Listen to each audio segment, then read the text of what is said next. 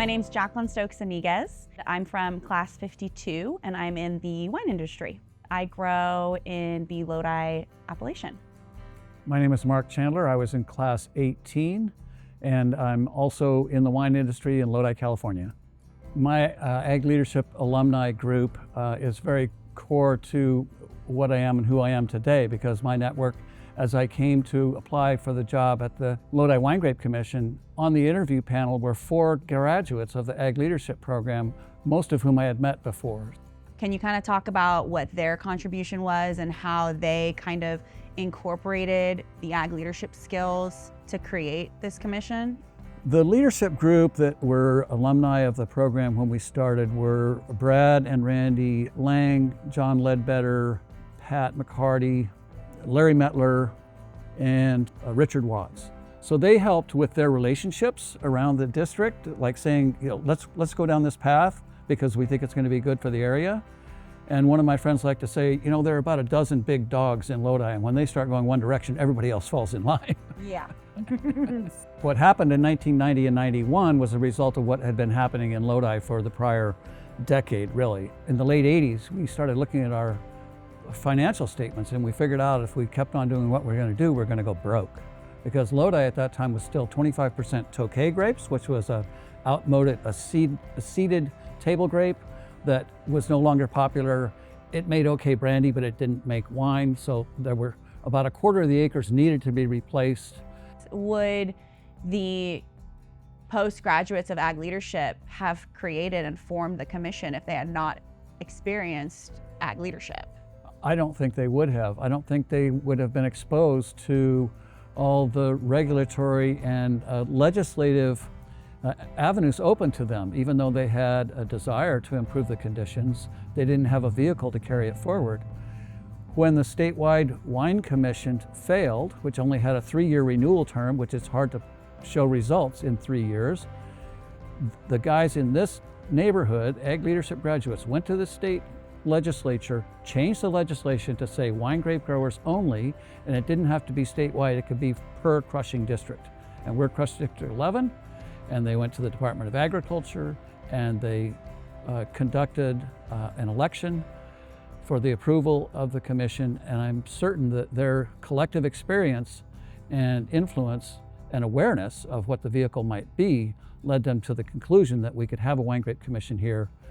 So they had a referendum. It was 91% of the people growers in this district approved it. They initiated a search. Out of 97 applicants, I was the successful person. When I did accept the position, it was life-changing. I moved to Lodi, thought I was going to be here for a couple of years. Turned out to be my life's work, very satisfying. Met my wife here. It's 35 years later, I'm still here. So ag leadership had a lot to do with my life. One of the things that I thought about after I was made the offer and accepted the offer, I had about 6 weeks to prepare to move over here. And the one question that kept going through my mind was, how do you add value to wine grapes in the field?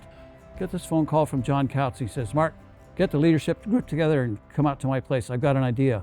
We need a district-wide integrated pest management program, and there's federal government money to help us do it. Well, that was the answer to my question. So we immediately launched a district-wide, we hired an IPM consultant and launched into the program, discovered practices that growers could implement, and we got great buy-in. Ultimately, it became our Sustainable Winegrowing program. It led to the Lodi Rules for Sustainable Winegrowing, and we were decades ahead of every other district in California about it. Sonoma was behind us. When the statewide wine grape certification came around, it was built wholesale on the foundation that the Lodi group had put together. On the wine side, Lodi was relatively unrepresented. And so what I was proud to do was to lend my credibility and my experience on behalf of the growers here. Mark, you were pivotal to the creation of this visitor center. Can you kind of share a little bit about what that was like? And that was a great fun project, because as we started to grow the numbers of wineries in the area and the number of tasting rooms and the families that reserved some of their fruit for their own brand, even though they sold the grapes over here for cash flow, wineries were popping up in pretty good numbers. And so they didn't have the personnel maybe to have a tasting room open 5 days a week. So the Winegrape Commission board committed to opening this visitor center, and we collaborated with the Visitor Bureau, who used some of the space in our relationship with the city of Lodi. And we committed to having a tasting room open for anybody who came to Lodi that wanted to taste wine 362 days a year. And that's why you see this wonderful display, and the numbers of wineries and the numbers of wineries that put Lodi on the label, whether they're in Lodi or not, is in the thousands.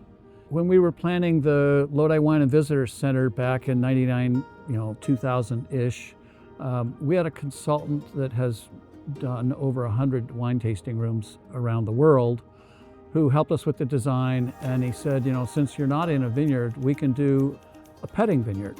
And we designated this little site of land over here for $1 a year from the city of Lodi. It's part of the park. But we put in grape varieties that were not only historic to the district, but new to the district, new varieties and new trellising systems for what was becoming more modern at that time. There's vertical shoot positioning, and there's all kinds of other tools that we were employing in the vineyards that helped create the prosperity. So it's experiential. You get to taste the wines here, but you also get to see how the grapes are grown. We have this wonderful point of differentiation from the coastal districts, and that is that what you get here is a very authentic experience. The quality is there, the cost is reasonable. It doesn't really get any better. It's a very vibrant food and wine scene. So I think at that level, we've made lasting contributions here, and it wouldn't have happened if those growers hadn't gotten together and created the Lodi Winegrape Commission. I think it's very important that, the commission being like a co-op, right? Having ag leadership graduates then and now and today are so important. Something I really admire about the generation of Mark's or my dad's or even older is that they are still involved because of what a 2.5 year program did for them. And that's less time you spend at your university.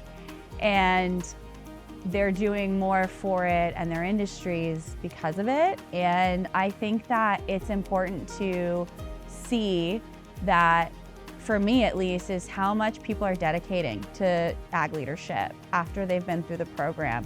As the current chair of the Lodi Wine Board, what motivates me the most to continue contributing to this organization is there's a lot of history, as we've heard Mark say, there's a lot of history, a lot of time, a lot of money, a lot of investment that the community has put towards the commission.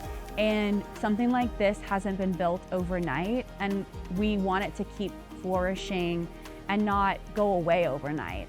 This is something that I really do believe in. I believe that we're a better community because of the commission. One of my biggest responsibilities is to continue the legacy of what this commission has been founded off of, what so many growers that I respect created and evolved through time. And I feel honored that I even get to be a part of it.